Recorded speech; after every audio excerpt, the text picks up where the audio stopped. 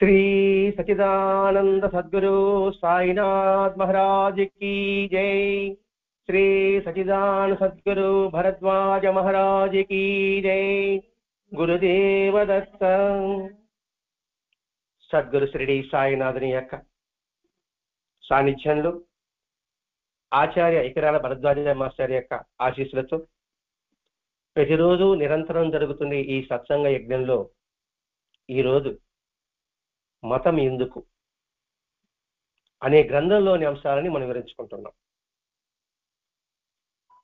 ఇక్కడ మతము అంటే మనం అర్థం చేసుకోవాలి, అనేక మతాలు ఉన్నాయి, అనేక సాంప్రదాయాలు ఉన్నాయి.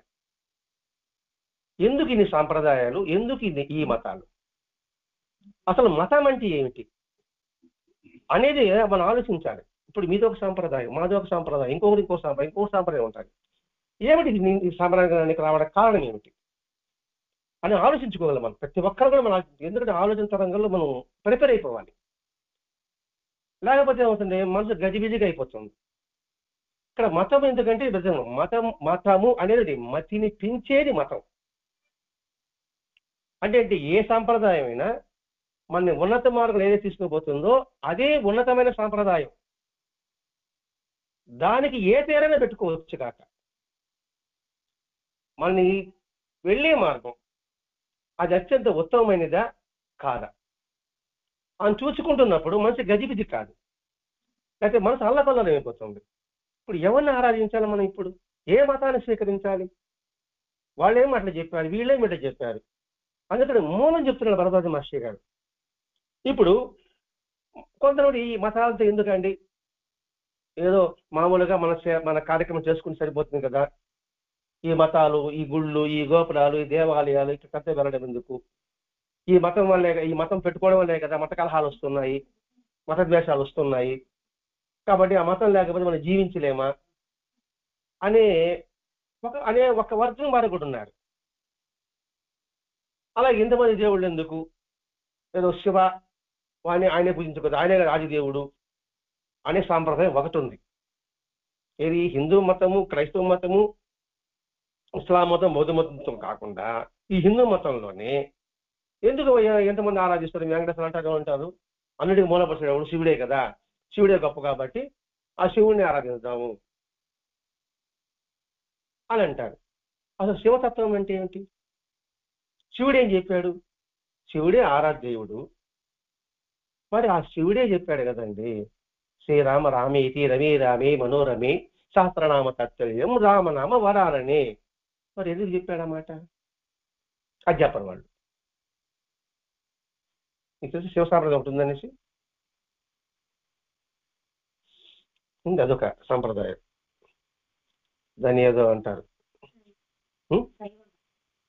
శైవ మతం కాదు, పిరమిడ్ లాగే అదొక సాంప్రదాయం. ఓం శాంతి అంటారు, అదొక సాంప్రదాయం. మరి శివుడు ఆ మాట శ్రీరాముని ఆరాధించడం ఎందుకు చెప్పాడు, రామేశ్వరుడు శివుని ఆరాధించాడు. వాడు ఏమంటారంటే రాముడే శివుని ఆరాధించాడు కాబట్టి శివుడే గొప్ప. అర్థమవుతుంది మీకు, రాముడే శివుడు ఆరాధించాడు శివుడే గొప్ప, ఇది పట్టుకుంటారే కానీ శివుడు శ్రీరాముడు పూజించమని చేద్దామని చెప్పరు. అందులో ఏమవుతుందంటే మన గజిబిజి అయిపోతుంటుంది. మరి యథార్థంగా ఎలా తెలుస్తుంది అంటే తెలియాలంటే, ఒక విషయం తెలియాలంటే మూలం తెలుసుకోవాలి, మూల గ్రంథం చదువుకోవాలి, అంటే ప్రిన్సిపల్ తెలుసుకోవాలి.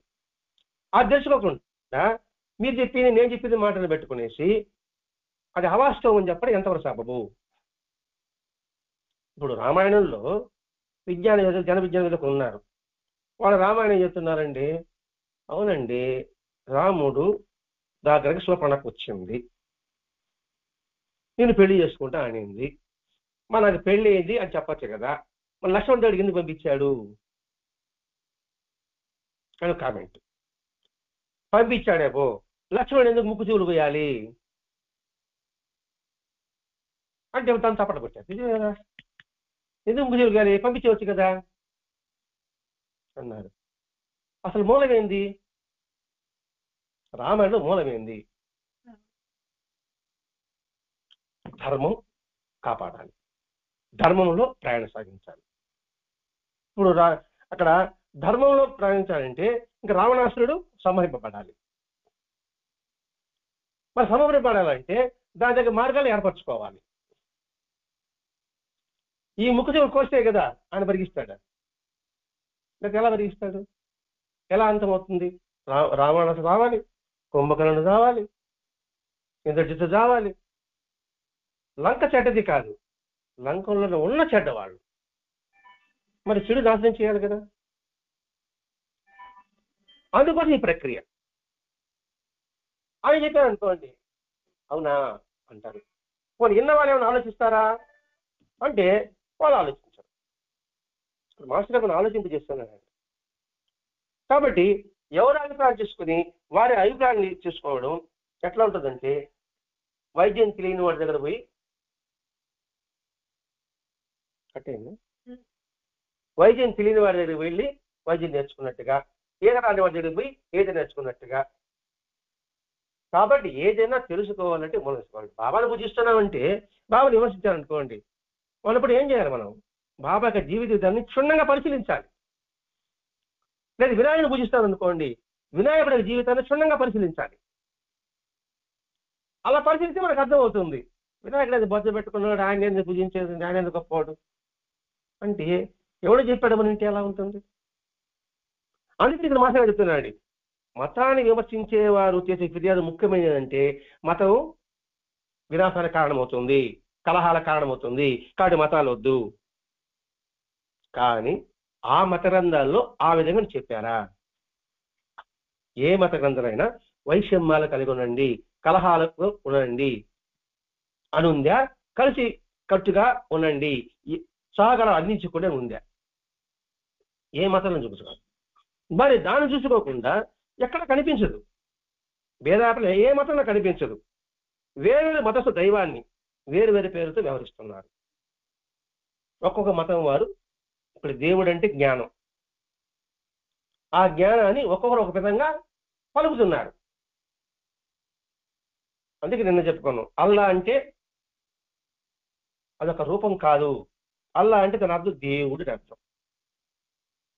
అది ముస్లింలు కూడా చెప్తారండి, మత పెద్దలు కొంతమంది ఉన్నారు, వాళ్ళు కూడా చెప్తున్నారు అల్లా అంటే మా ఒక్కడికే దేవుడు కాదండి, అల్లా అంటే అంతటా ఇచ్చిన దైవత్వము, సర్వవ్యాపకత్వము, సర్వజ్ఞత్వము అని వాళ్ళు కూడా చెప్తున్నారండి.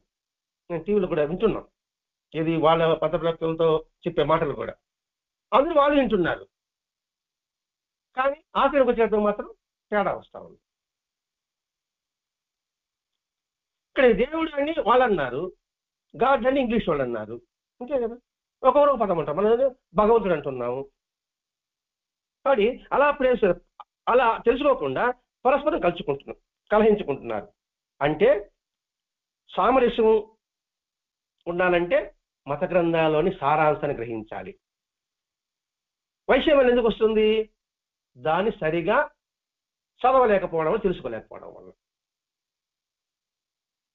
ఇప్పుడు మన ఇద్దరం ఉన్నాం, నువ్వు మంచో చెడో తెలియదు, నేను మంచి అంటున్నాను, ఇంకొక చెడు అంటున్నారు. మీరు మంచి అని తెలియాలంటే మీ నుంచి క్షుణ్ణంగా పరిశీలించాలి, అప్పుడు నువ్వు మంచి అవునాక తెలుస్తుంది. అలాగే చెడు అనుకోండి, అది చెడు అవునాక అంటే ఇంత పరిశీలిస్తే నాకు అర్థమవుతుంది. పరిశీలించకుండానే ఒకరు చెప్పారనుకోండి, ఈ చెడ్డదండి అని చెప్పుకుంటూ వెళ్ళిపోతాం. మంచి అనుకోండి, మంచోడండి, ఎవరు చెప్పడం పోయినాం, మంచోడిని ముద్రేసేస్తాం, నాకు ముద్రేసినట్టు. అంటే ఇక్కడ పరిశీలించవు, వీడు మంచివాడా చెడ్డవాడా ఎలా నిర్ణయిస్తాం? దగ్గర ఉండి పరిశీలిస్తే నిర్ణయిస్తాం. అలాగే ప్రతి ఒక్క విషయం మనం పరిశీలించాలి కదా, లేకపోతే అవుతుంది సత్యం అసత్యం అవుతుంది, అసత్యం సత్యం అవుతుంది. మరి అందులో ఈ వైజ్ఞానిక యుగంలో మనకు అసలే తగదు. మనం బాగా గుర్తించాలి, అసలు ఈ వైజ్ఞానిక యుగం అనుకుంటున్నా, ఈ వైజ్ఞానికంలో చెప్పేవన్నీ కూడా మనం వేదాలు చెప్పి చెప్తున్నారండి, కొత్తవి ఏం చెప్పడం లేదు. పేరు గుర్తురాలేదు కానీ ఒక అమెరికన్ రచయిత దాదాపు 70-80 సంవత్సరాల పుస్తకాలు రాశాడు. వ్యక్తిత్వ వికాసము, టైం మేనేజ్మెంట్ అంటే సమయాన్ని ఎలా వినియోగించుకోవాలి. ఆ పుస్తకాలు ఇప్పటికీ అమ్ముడుపోతున్నాయి. ఇప్పుడు 70 సంవత్సరాల ముందు రాసిన పుస్తకాలు ఇప్పటికీ అమ్ముడుపోతున్నాయి. దాంట్లో ఏంటి సారాంశం ఉందంటే, మితంగా తిను, సమయానికి నిద్రపో, వాళ్ళు ఆ పాయింట్స్ అన్నమాట. ఏ పనైనా క్షుణ్ణంగా పరిశీలించు, కాలం చాలా ఎంతో విలువైనది, డబ్బులు పోతే సంపాదించుకోవచ్చు, సమయం జారిపోతే మనం సంపాదించుకోలేము. స్వార్థాన్ని విడనాడు, నిస్వార్థాన్ని నింపుకో, ఇవే ఉన్నాయి. మరి ఇవన్నీ కూడా కొత్త యుగం నుంచి కూడా మనకి వేదం చెప్పిందా లేదా? అది చదవకుండా ఈ పుస్తకాలు కొంటున్నాం. వాళ్ళ అనుభవంగా చెప్పారు వాళ్ళు, పుస్తకం రాసింది మనం దీన్ని కొంటున్నాం. కారణం ఏమిటి?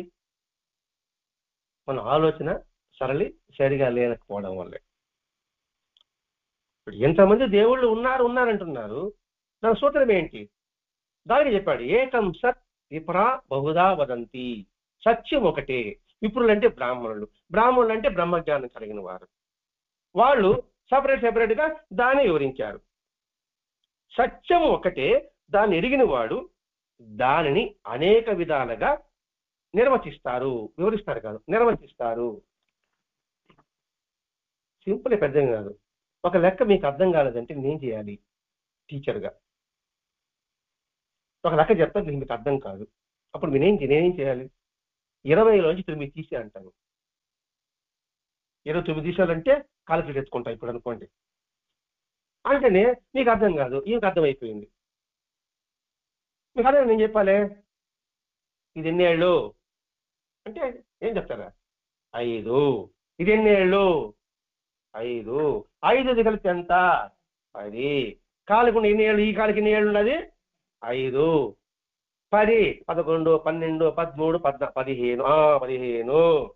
ఈ కాలికి ఎన్ని ఉన్నది? 5. 16, 17, 18, 19, 20. 20లోంచి 9 తీసేయి. 1, 2, 3, 4, 5, 6, 7, 8, 9. 9 పోతే ఇన్నున్నది ఇది 1. ఈ కాలు గడి ఇన్నున్నది 10. అప్పుడు 20 పోతే ఎంత? 11 అని చెప్తే నా బోర్డు గడికి అర్థమవుతాయి. అలా కాకుండా నేర్చుకున్నారా అంటే పుస్తకాలు పారేసి నిద్రపోతాం. మన మహాత్ములు చేశారు. సత్యాన్ని వివిధ రూపంలో తగిన విధంగా ఎవరు తగినట్టుగా వాళ్ళకి నిర్వచించారు. నిర్వచనం చేశారు. ఇప్పుడు థియరీ ప్రిన్సిపల్ అనుకోండి, ఎగ్జాంపుల్స్ ఉంటాయి. ఎగ్జాంపుల్ ద్వారా నువ్వు నేర్చుకోగలవు. అదే ఇంతమంది దేవుడు రావడానికి కారణం. ఏదో నువ్వు నేర్చుకోవడం ముఖ్యమా, లేకపోతే ఇది కష్టపడి చెప్పి వదిలివేయడం కావాలా? నేర్చుకోవడం ముఖ్యం. అట్లాగే ప్రత్యక్షంగా ఆ సత్యాన్ని అనుభవం ద్వారా గుర్తించిన వారికి నిర్వచనం అవసరం లేదు. తెలియమతి మీలాంటి వాడికి నిర్వచనం అవసరం లేదు, ఎగ్జాంపుల్స్ అవసరం లేదు. మీరు తక్కని చెప్పేస్తారు. 20 పోతే ఎంత? 12 అని చెప్పేస్తారు. మీరు చెప్పేస్తారు 12 అది 12 చెప్తారా? మరి చదువుతాడు అయితే 11. తెలియని వాళ్ళకి ఏం చేస్తారు? అట్టి వారికి అనుభవం లేని వారికి నిర్వచించడంలో వాళ్ళ యొక్క మనస్తత్వాన్ని బట్టి వేరే నిర్వహించాల్సి వస్తుంది. ఇప్పుడే చెప్పుకున్నాము 5 చెప్పుకున్నాం. అది కూడా కొంచెం అర్థం కాదనుకోండి, ఒక 20 రాళ్ళు తెచ్చి పెట్టుకుంటారు. రాళ్ళంటే కష్టం కాబట్టి వాళ్ళకి చాక్లెట్ తెచ్చి పెడతారు. అదే శ్రద్ధగా వింటారు కాబట్టి 20 చాక్లెట్ పెట్టి లెక్క పెట్టు చాక్లెట్లు, ఎందుకంటే అయిపోతే మనకు వస్తుంది కానీ వాడి ఆశ. అది శ్రద్ధగా వింటారు అన్నమాట వాడు. అలా చాక్లెట్ ఒక్కొక్క తీసారా, ఒక తినేరా అంటే తినేస్తాడు, అప్పుడు 9 చేస్తాడు. 20 అంటే 11. కష్ట చెప్పాలి. అంటే ఇక్కడ మాస్టర్ గారు పుచ్చకులను రాశాడు అంటే ఏమి తెలియని వారిని అర్థం. అంతేకాకుండా మనసు ఏకాగ్ర అవ్వడమే ఆనందం, మనసు ఏకాగ్ర స్థిరపడమే ఆనందం. ఆనందం ఎక్కడుంది? మనలోనే ఉంది. మరి మనలోనే ఉంది ఆనందాన్ని ఎలా వాటిని వెలికి తీయాలి? గంధ చేపల గంధం ఉంది, వస్తుందా? అలాగే తీస్తే గంధం వస్తుంది. గంధం ఉంది రాలేదే, గంధం ఉంది రాలేదే, నాకు జ్ఞానం ఉంది బయటపడలేదు, జ్ఞానం ఉంది బయటపడలేదు అంటే దాన్ని ప్రయత్నం చేస్తే కదా. అందుకే మనిషి ఏకాగ్రత కుదరడానికి ఈ సత్సంగం ఉపయోగపడుతుంది. ఇది ఒక సాధన. ఈ సత్సంగం సాధన ద్వారా మొట్టమొదట సౌశీల్యం ఏర్పడుతుంది, క్యారెక్టర్, శీలత్వం, ఇది ఏ పదాలను వాడుకోండి.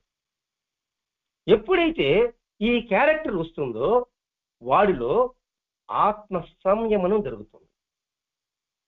అంటే ఆలోచిస్తాడు, ఆత్మ సంయమనం అంటే ఏంటి? అందరూ ఒకటే అన్న భావన. క్యారెక్టర్ ఎప్పుడైతే బాగుందనుకోండి ఎక్కడ చెడు కనపడదు. మనం ఆనందం ఉండడానికి అంటే ఎదుటి వాడిని చెడు చూడకూడదు, వాళ్ళని మంచిని గ్రహించు, ఆనందంగా ఉంటాం. వీళ్ళు చెడుగా చూస్తారనుకోండి మీరు బాగానే ఉంటారు, నాకు అనతడిగా. ప్రతి ఒక్కడు ఏదో ఒకటి మంచి చేసి ఉంటాడు. మంచి ఒకటి ఎవరుంటాడండి? మంచిది ఒక్కడు ఏదో మంచి ఉంటుంది కదా, ఆ మంచిని గుర్తించు, నీకు ఆనందంగా ఉంటుంది. ఏదైనా అంతేనండి, పుచ్చిపోయిన వంకాయలు పక్కన పడితే మంచి వంకాయలు తీసుకుంటాం కదండి. అందరూ మరి రాయలు పడింది అనుకోండి, పక్కన చేసి తింటామా, రాత్రి తింటామా? ఇది కూడా అంతే. అది ఆత్మ సంయమనం కలుగుతుంది. ఆత్మ సమయం ఎప్పుడైతే కలుగుతుందో వీడిలో నిత్య నూతనంగా భావాలు పుట్టుకు వస్తుంది. అంటే నిర్ణయం సరిగా చేసుకోగలడు, అంటే నిర్ణయం సరిగా చేసుకోగలడు. ఎప్పుడు నిర్ణయం సరిగా చేసుకోగలడో వాళ్ళు ఏకాగ్రత కుదురుతుంది. ఎప్పుడైతే ఏకాగ్రత కుదురుతుందో తర్వాత అది ధ్యానంగా మారుతుంది. దాన్ని ముక్తి అనండి, మోక్షం అనండి, సామాజిక అనండి. అప్పుడు వాడికి ఆనందం ఉంటుంది. ఆనందానికి కావాల్సింది ఏంటి? మొట్టమొదట సత్సంగం లేదా ఆధ్యాత్మిక అట్లా చెప్పుకుంటాం. ఏ ఆధ్యాత్మికమైనా సంస్కరించుకోవడానికి వస్తమే కదా. సత్సంగాన్ని సంస్కరించుకుంటేనే నీ క్యారెక్టర్ బాగుంటుంది. క్యారెక్టర్ బాగుంటే ఆత్మ సమయం జరుగుతుంది. ఆత్మ సమయం అయితే సరి నిర్ణయాలు తీసుకోగలుగుతావు. ఆ నిర్ణయం పట్ల నీకు ఏకాగ్రత, శ్రద్ధ, పట్టుదల ఏదైనా పెట్టుకోండి కలుగుతుంది. అలా కలిగినప్పుడు దాని మీద కాన్సన్ట్రేషన్ ఉంటుంది. ఉన్నప్పుడు నీకు అదే ముక్తి, మోక్షం, ఆనందం కలుగుతుంది. అది చెప్తున్నాను నీకు. అంటే ఏకాగ్రం కావడానికి ఒక ఆలంబనం కావాలి కదా. మనకు ఆలంబనం ఏమొచ్చాడు మాస్టర్ గారు? పారాయణ ఇచ్చాడు, సత్సంగం ఇచ్చాడు, ఇష్టమైన మార్గం. పూర్వీకులు ఏమి ఇచ్చారు? ఆ చెట్టుకి నమస్కారం పెట్టుకో, ఆ పుట్టకి నమస్కారం పెట్టుకో, ఆ గుడికి వెళ్ళు, ఈ గుడికి వెళ్ళు అని చెబితే వాడు పోతాడు, లేకపోతే పోడు. కార్తీక దీపంలో 360 ఒత్తుల దీపం పెట్టు అంటే సంవత్సరం పొడిగి బాగుపోయినా అది ఒక్కరోజున మనం పోతాం. ఆ ఒక్కరోజు పోతాడు కదా అని చెప్పారు అన్నమాట. ఎవరిని వదిలిపెట్టరు. అందరూ విద్యార్థులకి వాళ్ళకి చదువు రావాలనేది తీసే ప్రయత్నం చేస్తారు. మన మనుషులు కూడా అదే చేశారు ఇక్కడ. కాబట్టి ఇక్కడ అందుకని భగవంతుడి యొక్క గుణాలను స్ఫురింపజేసే సాంకేతికమైన రూపాన్ని మన ఋషులు కల్పించారు. భగవంతుడి యొక్క గుణాలు, భగవంతుడి యొక్క గుణాలు ఏంటి? సర్వజ్ఞత్వము, సర్వవ్యాపకత్వము, సర్వసమర్థత్వము, దయా, కరుణ, అహింస. ఈ గుణాలను తగ్గట్టుగా దాని తగ్గట్టు రూపాలని ఋషులు ఏర్పరిచారు. అది కనకదుర్గనండి, మహంకాళనండి, వినాయకుడు అనండి, సుబ్రహ్మణ్య స్వామి అనండి, వెంకటేశ్వర స్వామి అనండి, ఒక్కొక్క గుణాల ద్వారానే ఆ రూపాలు ఏర్పరిచారు. నాకు బాగా గుణం ఉందనుకోండి, దాని తగ్గట్టుగా ఒక రూపం ఏర్పడుతుంది. నా భావాన్ని తగినట్టుగా మీ భావం దాని ఒక రూపం ఏర్పడుతుంది. మీరు దాన్ని ధ్యానిస్తారు. మన మబ్బులు సార్ చూసారనుకోండి, నాకు కృష్ణుడిగా అనిపిస్తుంటాడు. ఆ మబ్బుల్లో కృష్ణతత్వం ఉంది అనే భావనతో నేను తన్మయత్వం పొందుతాను. మీరు అదే మబ్బులు మీరు చూస్తుంటారు, మీకు అదే వెంకటేశ్వర కనిపిస్తుంటాడు. ఆ రూపం మీకు అలా కనిపిస్తుంటుంది. అంటే ఆ రూపంలో ఒకటే ఉంటుంది. నీ మనసులో భావమే ఆ రూపాన్ని ధరిస్తుంది మనసులో. అందువల్ల ఆ మనసును ధ్యానిస్తున్నావు. అందుకని ఇన్ని రూపాలు ఏర్పడ్డాయి. నాకు ఏర్పడేప్పటికీ నాకు చదువు కావాలి అనుకున్నప్పుడు, చదువు అంటే ఏంటి? పుస్తకాలు. ఆ పుస్తకాల రూపము, ఆ వేడ రూపం, సరస్వతి రూపం నాకు దర్శనమిచ్చింది. అందులో ఆ రూపాన్ని పెట్టుకొని నేను ధ్యానిస్తూ వచ్చిన. ఆ చదువు కావాలంటే ఈ రూపాన్ని మీరు ధ్యానించండి. ఇట్లా మన మహర్షులు అనేక దేవతల్ని ఏర్పరిచారు. అందుకే ఒక్కొక్క దేవతకి వివిధ రూపాలు ఉన్నాయి. ఒక దేవతకి మన అనేక రూపాలు ఉంటాయి. శివుడికి ఎన్ని రూపాలు ఉన్నాయి? లింగ రూపం ఒకటి ఉంది, నటరాజు రూపం ఒకటి ఉంది, ఆ తర్వాత తాండవ రూపం ఒకటి ఉంది. అనేక రూపాలు ఉంటాయి, ఒక్కొక్క దేవత ఒక రూపం ఉంటాయి కదా. నీకు తాండవం అంటే ఇష్టం కాబట్టి నువ్వు నటరాజుని పెట్టుకొని నువ్వు గమ్యం చేస్తున్నావు. ఇంకో శివలింగాన్ని రూపం చూసి వాడు గమ్యం చేరుతున్నాడు. ఒక వైశ్యుడైతే తూకం వేస్తామే ఆ కొలస్తాను చూడండి చిట్టితో, దాన్ని పెట్టుకొని శివుడు రూపంగా ధ్యానించాడు. పరమాణ శిష్యులకు సినిమా చూస్తాం, దాంట్లో కూడా చూడండి ఒక స్త్రీ రూపాన్ని చూసి శివుడిని ధ్యానిస్తాడు. వేషాత్మకంలో అది కూడా మరి శివుడు ప్రశ్న అయ్యాడు కదా. భావ ప్రధానం అక్కడ. అది అనేక వివిధ రూపాల్లో కూడా అనేక గుణాల రూపంలో అలా రూపాలు ఏర్పడ్డాయి. కొందరికి శబ్దం మీద మనసు లగ్నం అవుతుంది, సంగీతం మీద త్యాగయ్య, రామదాసు, అన్నమయ్య, తుకారాము, మీరాబాయి, ఇలాగే చూడండి. శబ్దం ద్వారానే భగవంతుడు పొందలేదా?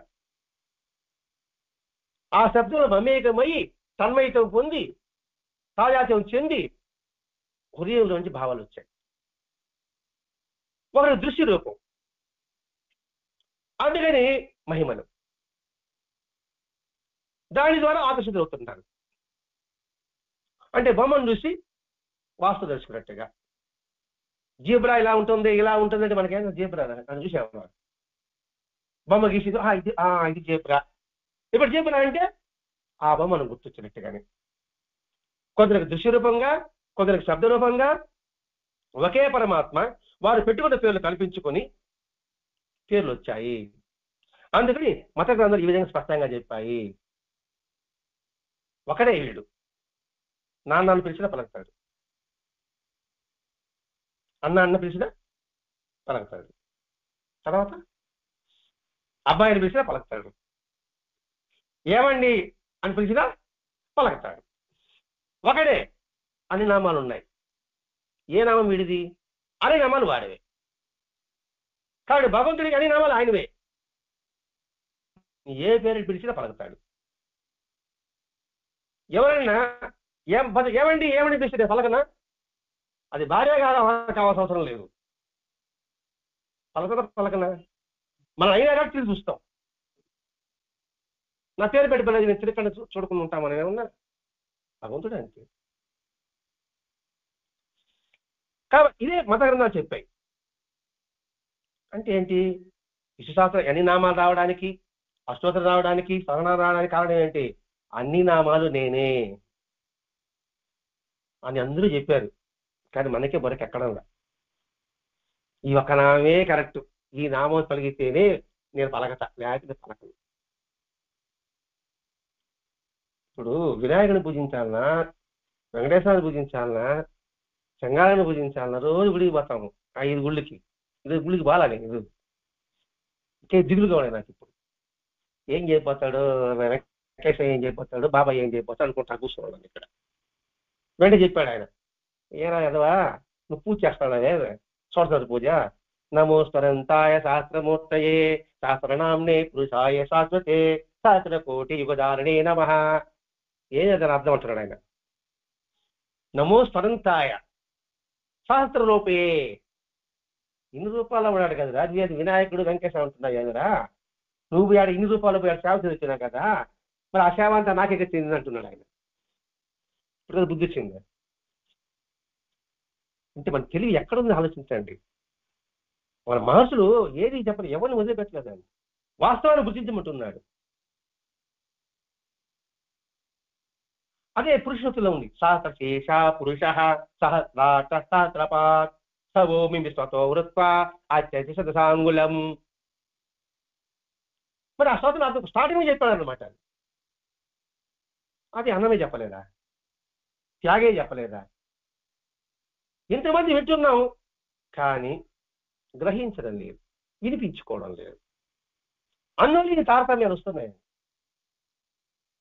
కాబట్టి రాముడే గొప్ప, కృష్ణుడే గొప్ప, శివుడే గొప్ప, ఆంజనేయ స్వామి గొప్ప, అయ్యప్ప స్వామి గొప్ప, ఇదే పద, సాయిబాబా గొప్ప, ఇదే పదాలు వస్తున్నాయి.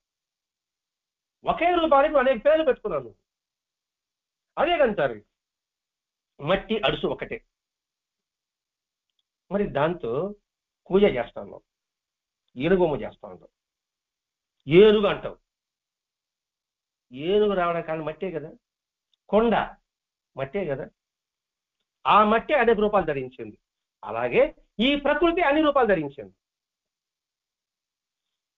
సింపుల్ చెప్పుకోండి, మన మనుషులు మనలో రక్తమంతి ఏ రంగులో ఉంది? తెలిపే కదా. నలుపు కదా, మీ రక్తమే ఉన్నా, నువ్వు ఎర్రగా ఉండవు. అందుకే కంటారా తెల్లటి ఆవులో నల్లటి ఆవు పుట్టదా దూడ, నల్లటి దాంట్లో ఎర్రది పుట్టదా, ఏది పుట్టినా కూడా పాలు. ఇవన్నీ వింటాం పాటలు, బ్రహ్మాండంగా అనుకుంటాం. అది ఎప్పుడే మర్చిపోతాం. అది మర్చిపోకుండా ఉంటే మనకు తరతరం మీద ఉంటుంది. వాళ్ళు గొప్పవాళ్ళు, వీళ్ళు చిన్నోళ్ళు, వాళ్ళంటే మనం పోవచ్చా పోకూడదా, వాళ్ళకి మనకి తాగట పడదు కదా. మన స్టేటస్ చేసింది, వాళ్ళ స్టేటస్ ఏంది, ఎవరి స్టేటస్ ఏంది? ఎవరి కర్మానుసారం ఉన్నారు, ఆ ప్రారంభానుసారం వాళ్ళు ఉన్నారు. వాళ్ళు మనుషులు ఉన్నా చాలా. ఈ ఆలోచన అనుకోండి, తేడాలు ఉండవు. భగవంతుడు తేడాలు ఉండకూడదు అని చెప్తున్నాడు. ఒక పక్క భగవంతుడు అవతరించింది దేనికి? ధర్మాన్ని ఉద్ధరించడం కోసం కనుక. మరి ధర్మాన్ని గురించి రానివద్దు, మనం అధర్మంగా ఉంటే ఎట్లా ఉంటుంది? ఇదండి మనం గ్రహించవలసింది. అట్లాగే బంగారం ఉంది, మరి ఎన్ని చేసుకుంటున్నాం? వంకెలు చేసుకుంటున్నాం, గాజులు చేసుకుంటున్నాం, దిద్దలు చేసుకుంటున్నాం, ఉంగరాలు చేసుకుంటున్నాం, లాకెట్లు చేసుకుంటున్నాం. ఇప్పుడు బంగారు గొలుసులు కూడా చేసుకుంటున్నారు, వెండి గొలుసులు పక్కన పెట్టేసి. అన్నింటిలో కూడా ఇది బంగారం ఇంకేమైనా ఉందా? మనందరిలో ఒకే ఆత్మ అనుకున్నప్పుడు ఎక్కువ తేడా ఎందుకుందండి? అదే స్కూల్ ఎందుకు యూనిఫామ్ పెడుతున్నారు? గవర్నమెంట్ స్కూల్ యూనిఫామ్ ఎందుకు పెడుతున్నారు? పేద, మధ్య, ధనిక అనే భేదభావం లేకుండా యూనిఫామ్ పెడుతున్నారు. అది మనం గుర్తించాలి. అలాగే పాలలో నువ్వు నల్లా వేసినా, ఎర్రా వేసినా, ఇంకొక ఆ వేసినా కూడా పాలు ఒకటే. అలాగే అనేక రూపాలు అయిన పరమాత్మను మాత్రం ఒక్కటే. మీ గుండె 72 సార్లు కొట్టుకుంటాయి, నా గుండె 80 సార్లు కొట్టుకోదు. నేను పైన కూర్చున్నాను అనేసి 20 సార్లు కొట్టుకుంటూ పోతాను. నేను ఈ కింద కూర్చొని చెప్పేసి 50 సార్లు కొట్టుకోడు, 50 సార్లు కొట్టుకుని ఆగిపోతాను. 72 సార్లు కొట్టుకోవాలి. మరి క్రమంగా అందరూ అట్లే ఉందా, వేరే ఉందా? వాడు కోటీశ్వరుడు, గుండె ఏమైనా పెద్ద కొనసాన్ని కొట్టుకుంటారు ఎవరన్నా? ప్రభాస్ వాడు కొట్టుకున్నట్టు. చిన్న చిన్న బుద్ధి పెట్టినా కూడా తేడా. ఎందుకంటే మన సత్సంగంలో కూడా అండి ఇంతకుముందు చూసాం, వాళ్ళు కొంచెం చాలా తక్కువ స్థాయిలో అనుకోండి, సత్సంగానికి వచ్చారు విధి లేక. అంటే ఏమని అనుకుంటాడనేసి ఎవడు చెప్పేవాడు, రాకపోతే మన ఇంటికి రాడు కదా అనేసి ప్రసాదం పెడితే తీసుకోలే. పైగా చెప్తారు ఈరోజు ఉపవాసం అండి, ఏం తిన్నన్నారు. కారణం ఏంటి? వాడు తక్కువ, వాళ్ళ ఇంట్లో నేనేది ప్రసాదం తినేది అది చెప్పరు. ఈరోజు నేను అసలు ఏం ముట్టనండి, పచ్చి గంగోడ ముట్టను. మరి ఏం నేర్చుకున్నట్టు మనం? అట్లాంటి వాళ్ళని గాలికి చూపాలు బట్టి వెళ్ళిపోయారు లేండి, ఏం భయపడలేదు ఉండదు వాళ్ళు. ఎందుకంటే ఆయన ముందు ఉంటే ఆయన తెలియదా, వీడు మనకు తగడరా, వీడు పెద్దోడచ్చు, వీడు మన చిన్నోళ్ళని కదా అనుకుంటాడు భగవంతుడు. అందుకని పంపించేస్తాడు. ఇది మనం చాలా జాగ్రత్తగా మెలకుతూ ఉండాలి. కాబట్టి ఏ నామరూపాలతో భగవంతుని ధ్యానించిన కలిగే ఫలితం ఏమొస్తుంది? నువ్వు ఏ దేవతను పూజించు, ఎందుకు పోతున్నావు? దేవాలయానికి ఎందుకు పోతున్నాము? వెంకటేశ్వర గుడికి పోతున్నాం, దేనికి పోతున్నాము? మనసు ప్రశాంతంగా ఉండడం కోసమే కదా. చంగాల గుడికి పోతున్నాం, దేనికి పోతున్నాము? శివాలయం పోతున్నాం, బాబాలయానికి పోతున్నాం, దేనికి పోతున్నాం మనము? ఆడిపో మనసు ప్రశాంతంగా ఉంటుంది, అంతే కదా. మరి ఏ గుడికి పోతే ఏముంది? ఏ గుడికి పోతే ఏముందని? చంగాల గుడి మనసు ప్రశాంతంగా ఉంటుందా? ఇంకే గుడి ప్రశాంతం ఉండదా? ఉండదమ్మా. ఏ గుడి ప్రశాంతం ఉంటుంది? కాబట్టి ఏ గుడి పేరు వద్దు, రూపం వద్దు, ప్రశాంతం ఉంది ఎక్కడుంటే అదే గుడి. ఇంకా మాట్లాడితే ఇల్లే స్వర్గం, ఇల్లే వైకుంఠం. సక్రంగా మన ధర్మాన్ని నిర్వర్తిస్తే. ఇది మనం చెప్పుకోవడం కదండి, మనం అనుకున్నాం బాబా సాంప్రదాయం వచ్చి ఎదుటివాడు శ్రేయస్సు కోసంగా మనం సంస్కరించుకున్నప్పుడే అదే బాబా యొక్క సాంప్రదాయం చెప్పుకున్నాం. సోదరి నివేదిత విన్నారు పేరు ఎప్పుడన్నా? సిస్టర్ నివేదిత, రామకృష్ణ పరమహంస స్వామి వివేకానంద యొక్క ఉపన్యాసం విని ఇతర దేశాలు మన భారతదేశానికి వచ్చి వివేకానందను ఆశ్రయించి మన భారతదేశం కోసంగా ఎంతో కృషి చేశారు, స్వాతంత్రం కోసంగా. ఆమె చెప్పిన మాట కూడా ఇదే, ఇతర శ్రేయస్సు కోసంగా నువ్వు సంస్కరించుకోవడమే నీ ధర్మం. ఇతర శ్రేయస్సు కోసంగా నువ్వు సంస్కరించుకోవడమే నీ ధర్మం. నీకు ఎటువంటి పరిస్థితి ఎదురైనా దాన్ని తట్టుకొని నిలబడగడమే నీ స్వధర్మం. ఈ రెండు చెప్పారు. అంటే ఏంటి? ఆమె క్రిస్టియన్ అయ్యి హిందూ మతంలోకి వచ్చారు.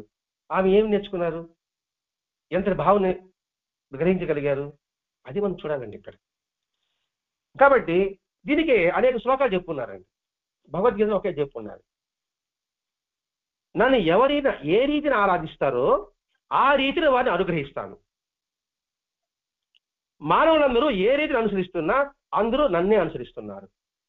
ఇది భగవద్గీత శ్లోకం. ఇది కొంచెం మనం గజిబిజిగా అర్థం కాని రీతిలో ఉంటాయి.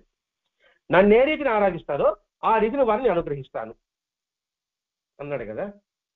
బియ్యాన్ని నువ్వు ఏ కుండలో వండినా, ఏ స్టీల్ పాత్రలో వండినా అన్నం తయారవదా? అర్థమైంది అనుకుంటున్నా. కుండలో వండారు కాబట్టి నేను ఉడకనంటుంది అదేమన్నా? అదే నన్ను ఏ రీతి ఆరాధిస్తారో వాళ్ళు ఆ రీతిని ఆరాధిస్తా. నువ్వు కుండలో వండావు, కుండలో నీకు అన్నం వస్తుంది. స్టీల్ పాత్రలో వండావు, స్టీల్ పాత్ర నీకు అన్నం వస్తుంది. రాకుండా ఉండడానికి అవకాశం లేదు కదా. కాబట్టి నన్ను ఏ రీతిని ఆరాధించినా సరే నేను వాళ్ళని అనుగ్రహిస్తాను. వాళ్ళు దేని అనుసరిస్తారో అందరినీ నన్నే అనుసరిస్తున్నారు. ఇప్పుడు అన్నం వండాలంటే ఒకే విధానమా, వేరే వేరే విధానాలు ఉన్నాయా? మీరు బంగారు పాత్ర అన్నం వండుతున్నారు, దానికి ముందు ఏం చేయాలి మనం? బియ్యాన్ని ఏం చేస్తామా? అంతే కదా. కుండలో వండాలా, బియ్యాన్ని ఏం చేస్తారా? అంతే కదా.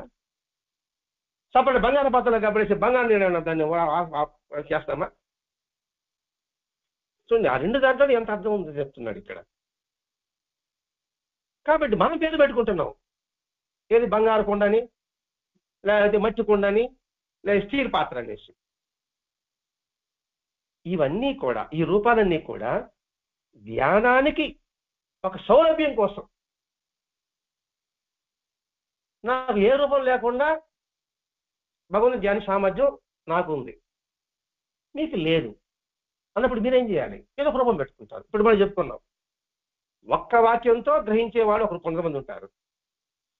అలా కాకుండా ఒక బొమ్మలతో గీసి గ్రహించేవాడు కొంతమంది ఉంటారు. ఇంకొకరు చాక్లెట్ ముక్కలు పెట్టి చూస్తే గ్రహించేవాడు కొంతమంది ఉంటారు. ఆ తర్వాత చాక్లెట్ గురించి పెట్టుకుంటాడు పెద్ద తర్వాత వాడు. సరే, ఇది కొంచెం అర్థం కాదనుకోండి. ఓ పిల్లవాడు ఏనుగు బొమ్మ, ఏనుగు కావాలనుకోండి, బొమ్మ ఏనుగు కావాలనుకోండి, మనం ఒక మట్టి బొమ్మ తీసుకుని భలే ఏనుగు అంటాడు. పెద్ద అయినాక ఏనుగు అని కలిసి తీసుకుంటాడా? మట్టి అంటాడు. రూపం కూడా ధ్యానించగా అవుతుంది, రూపంతో అవసరం స్థితి మనకు వస్తుంది. కాబట్టి రూపమే దేహమనే భ్రమించేవారు నిర్గుణ బ్రహ్మాన్ని ధ్యానించడం చాలా కష్టము. రూపమే దేహం అని తెలిసేవారు గుణాలు లేకుండా ధ్యానించడం చాలా కష్టమే. అర్థం కాల. ఈ మైకే దేవుడు అని భావించిన వాడు మైకి లేనప్పుడు దేవుని ధ్యానించలేడు. కాబట్టి ఈ దేహమే నేను అనుకునేవాడు ఈ దేహంలోనే ఉండిపోతాడు, వాడు బయట రాడు, సంకుచితంగానే ఉంటాడు, విశాలత్వంలోకి రాడు. ఇదే కదా నామదేవుడు చేసింది. పాండురంగ బట్టి పూజించేవాడు, పాండురంగుడు మాట్లాడతాడు అతనితో. అబ్బా, దేవుడే నాతో మాట్లాడతాడు, నేను పెడితే తింటా ఉన్నాడు, నేను ఎంత గొప్ప భక్తుడిని అనే భావం వస్తుంది. ఆ తర్వాత నాలాంటి భక్తులు అందరూ మీటింగ్ చేశాం. అందులో ఘోర అంటే మనం చక్రధారి సినిమా చూసినామా? మీరు చూడండి ఆ సినిమాలంతా, తుకారాము చక్రధారి సినిమాలంతా కూడా. చక్రధారి, తుకారాము, యాగనాథుడు, ఆయన అందరూ కలిశారు. ఆయన కూడా చేసేవాడు. ఆయన ఒక కుండ తీసుకునేసి ఒక తల మీద పెడుతున్నాడు. అంటే కుండ ఓడి శబ్దం వస్తే వాళ్ళు జ్ఞానం తక్కువ అని అర్థం. అదే కుండ వస్తున్నప్పుడు నాదుడికి వచ్చాడు. నాదనే కుండ పెడతాడు, మహాభక్తుడు అన్న నేను. ఎందుకంటే నాకు ఇక్కడ కనపడుతున్నాడు కదా, అందరూ పెట్టుకున్నారు కదా, నువ్వు కూడా పెట్టుకుంటే మాకు తెలిసిన నువ్వు మహాభక్తుడు కాదు అన్నారు. నా మీద పెట్టారు, ఓటు శబ్దం వచ్చింది. ఎంత అవమానం నాకు ఇక్కడ. ఇంతమందిలో ఓటు శబ్దం చాలా, నాకు వచ్చేది ఓటు శబ్దం. నేను పాండను తగు పోయిన పాండను పిలిచి, ఏం పాండు నాకు ఇంత అవమానం జరిగింది అన్నప్పుడు ఆయన చెప్తే వినాడు కదా, మన పక్కింటి ఆంటీ అంకులు చెప్తే మనం వింటాం. అందుకని ఆయన ఏం చేశాడంటే, అవునా పలానా ఊర్లో ఒక శివాలయం ఉంది, ఆయన పోయి ఉంటాడు, వాళ్ళు పోయి అడుగు చెప్తాడు అన్నాడు. తెలుసుకుని ఆత్రత కదా నేను, ఎందుకంటే నిరూపించుకోవాలి కదండి మహాభక్తుడు అనేసి పరిగెత్తా పోతే అక్కడ శివాలయం ఉంది, ఒక ముసలోడు ఉన్నాడు, వాడు శివలింగం మీద కాలు పెట్టుకుని నిద్రపోతున్నాడు. శివలింగం మీద నేను పోయినాను, ఈ తిరిగిపోమన్నాడే. ఇప్పుడు నేను పిచ్చోడినా, నేను చెప్పి నేను పిచ్చోడా తెలుసుకోమన్నాడు. శివలింగం దాన్ని ఏ నాకు చెప్పొస్తాడా, మనం మా శివుడి మీద కాలు పెట్టేసాడా ఆయన పాపాత్మలు అనుకుంటాం మనం. అదే అనుకున్నాడు నేను కూడా. సరే ముందు తెలుసుకోవాలి కదా ముందే ఆతృత. అందుకని తట్టి, ఏంటి పెద్ద ఆయన ముసలాయన, శివుడి మీద కాలు పెట్టావే ఎంత పాపం అన్నాడు. అవునా, నా కళ్ళు కనబడుతున్నాను ఆయన. సరే నా కాలు పక్కన పెట్టన్నాడు. అక్కడ పక్కన పెడతానే అక్కడ శివలింగం వచ్చింది. సరే మళ్ళీ పక్కన పెట్టి అక్కడ శివలింగం వచ్చింది. అప్పుడు అర్థమే నా బోటు గడికి భగవంతుడు అంతటా ఉన్నవారు అని. శివుని చూడండి 5 పక్కల పూజించవచ్చు మనం. రాముడికి చూడండి ఒక పక్కే పూజించాలి. కాబట్టి సృష్టి అంతా నేనన్నది అప్పుడు అర్థమైంది నా బోటు గడికి. ఈ కథే కాదండి, తమిళంలో అవ్వయారని నా పేరు ఎప్పుడన్నా, పెద్ద ముసలావిడ. ఆయన చిన్నప్పటి నుంచి గణపతి భక్తురాలు. యవ్వనం వచ్చింది, పెళ్లి చేయాలనిపించింది. ఆయనకి ఆ వివాహం అంటే ఇష్టం లే, వినాయకుడిని పూజిస్తూనే ఉండదన్నమాట. అప్పుడు ఆ వినాయకుడి దగ్గరికి పోయి, ఈ యవ్వనం ఉండి బట్టి కాబట్టి కదా నాకు వివాహం ఉంటున్నారు, నన్ను ముసలాం చేశాను. ముసలాం అయిపోయింది. ఇంక పెళ్లి కొడుకు ముసలాం చేసుకుంటాడు. వచ్చా అక్కడ భక్తి అయిపోయింది. ఆయన బొద్దుతోనే కైలాసానికి పోయింది. పోతే ఆయనకి కాలు పట్టుకునేస్తుంది కదా, వయసు అయిపోయింది కదా. మనం ఇప్పుడు వయసు తక్కువ కాలు పట్టుకునేస్తాను అనుకోండి నా బొడ్డు కడికి. అందుకే కూర్చున్నాను నేను ఇప్పుడు. ఆయన కాలు పట్టుకునేసి ఆయన కాలు జరుపుకున్నది. చూడండి నేరుగా శివుడు ఉన్నాడు అక్కడ. అంటే నా శివుడు పక్కన ఎవరు ఉంటారు, పార్వతి ఉంది కదా, భార్య కొంచెం ఇదిగానే ఉంటుంది కదా, నా భర్తకి కాలు పెట్టింది అనేసి బాధ కదా ఆమె కూడా.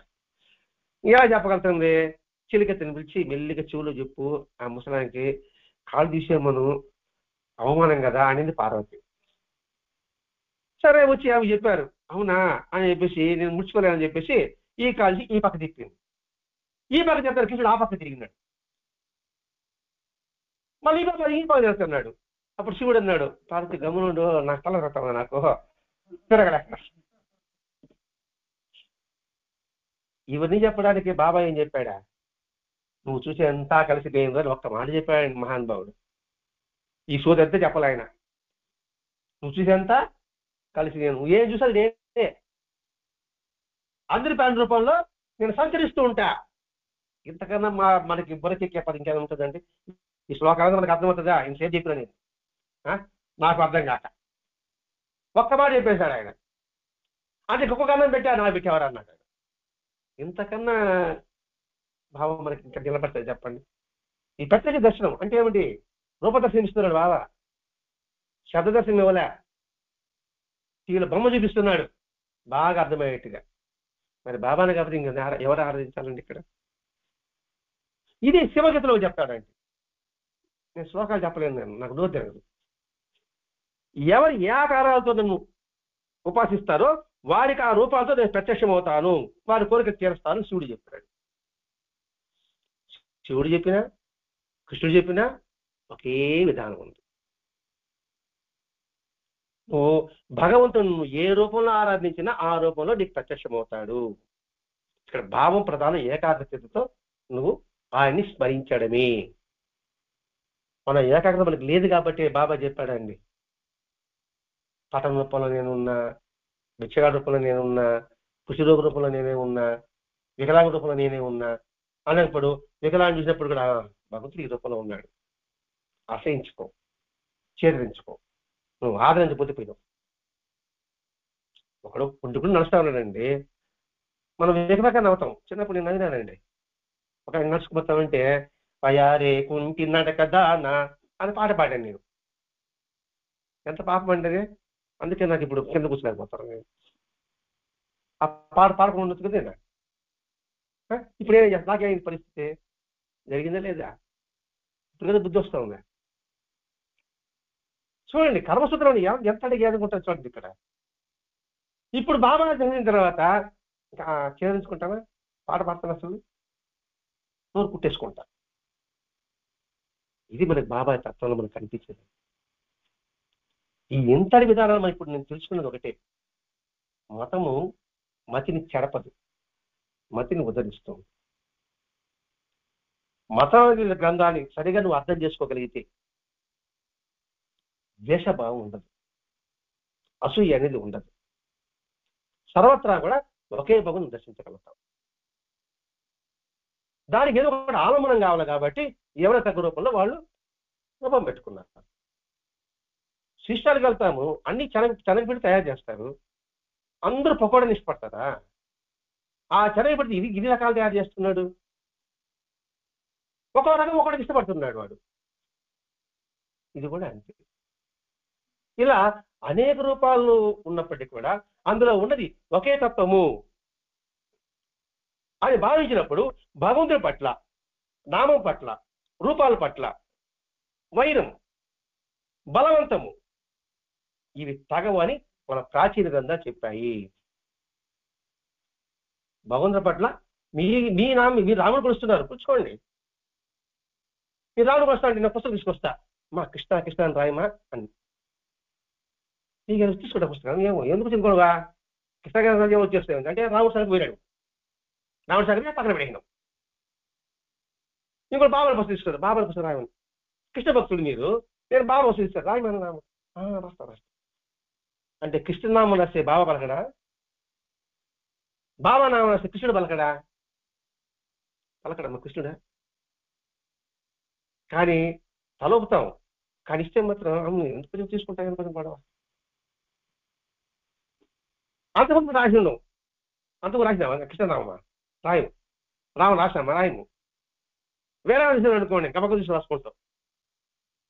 ఇప్పుడు మనకి మనం ఆరాధించే భగవంతుని మీద ఎంతవరకు మనం ఏకాగ్రత కలిగి ఉన్నాం, ఎంతవరకు నిష్ట కలిగి ఉన్నాం.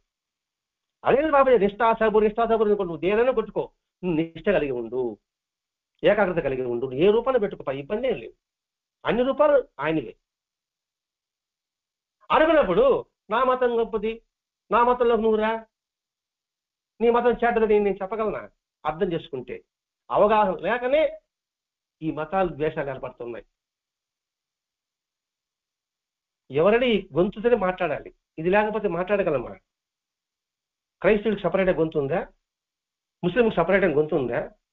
హిందూకి సపరేట్ గొంతు ఉందా? అంటరాని వాడికి సపరేట్ గొంతు ఉందా? బ్రహ్మం ఒకటే, పరబ్రహ్మం ఒకటే అన్నాడు కదండి అన్నమయ్య, పాట విన్నాం కదండి. అది మనం గ్రహించాలండి. అందుకే మాస్టర్ గారు ఈ మత గ్రంథం రాశారు. ఈ సరిగా వివరించి చెప్పేవాళ్ళు లేకపోవడం వల్లనే పుట్టగొడుగులాగా ఏదో సంప్రదాయం వచ్చేస్తుంది. అది చెప్పేవాడిని పంపించమని మనం ఆయన ప్రార్థించాలి. ఈ తత్వాన్ని, ఇది మతము విమర్శ. కాబట్టి మతంలో విమర్శ భావాన్ని మనం తెలుసుకొని గ్రహించగలిగితే కనీసం ఛేదించుకో. మనం గుడికి పోతారా అంటే నేను రాను, నేను రాముడు పూజించుకోవాలి, పూజ చేసుకోవాలి ఇంట్లో అంటున్నాను. అందులో బయటపడాలి, అన్ని రూపాలు ఒకటి అనే భావన కలగాలి. అందుకోసంగా మనకి మాస్టర్ గారు ఈరోజు ఈ మతమిద్ద గ్రంథం ద్వారా మనకు అందించాడు. స్వస్తి. శ్రీ సచిదాన్ సద్గురు సాయినాథ్ మహారాజ్ की जय, सद्गुरु भरद्वाज महाराज की जय, गुरुदेव दत्त।